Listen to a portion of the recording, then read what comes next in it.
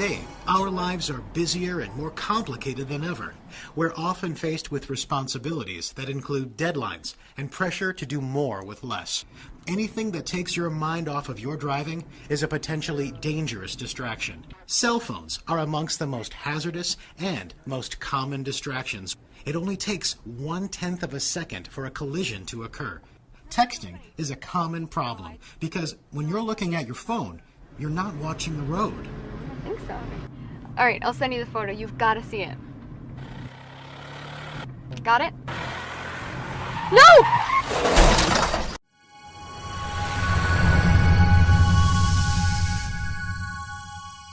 Distraction is a brain thing as much as it is a hand or eye thing. Our brains cannot perform two thinking tasks perfectly at the same time. The human brain treats driving and simultaneously carrying on a conversation as two separate functions, causing the brain to switch back and forth between the two. In other words, we cannot do both of these tasks safely at the same time.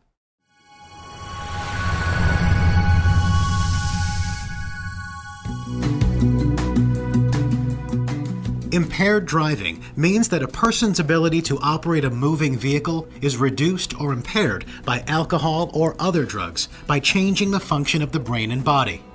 Let's say you get up in the morning and take a prescription medication and an over-the-counter pill for a head cold.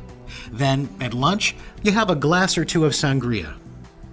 If after lunch you take your cold medication again, you may experience the synergistic effect of all those drugs and drinks working together. Driving while impaired from any substance is unsafe, it's dangerous, and it's illegal.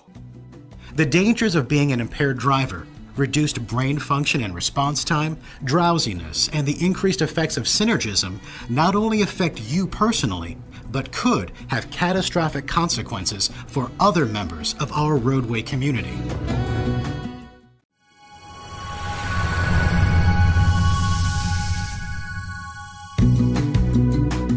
Speeding is one of the major factors contributing to deaths, injuries, and property damage related to motor vehicle collisions. I was going to be late for my kids' game again. It's safer to keep up with the flow of traffic than to slow down. I'm a good driver. My car's capable of doing 150 plus. I can usually handle going over the speed limit. It's just a speeding ticket. I don't see what the big deal is. There's nobody around, so I just go as fast as I want. I think we all have relatives or friends that have been in traffic incidents. My nephew, his fiance was killed in an auto crash. One of the worst things that could happen is if one of us, because we were speeding, maybe we don't get into an accident ourselves, but we cause somebody else to react that gets them into a fatal accident. So we better become part of the solution. What if it's your own son or daughter? You've got to live with that the rest of your life.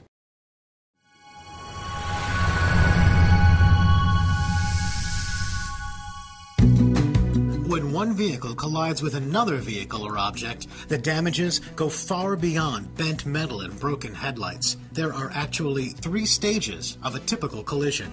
The vehicle itself is the first to take the impact of a collision. Following the vehicle crash is the human crash. If the occupants are not wearing safety belts, they will continue traveling at the same speed as the vehicle was traveling. The internal organs are still moving, hitting other organs or bones in the body. If you're lucky, the only damage sustained will be to your vehicle.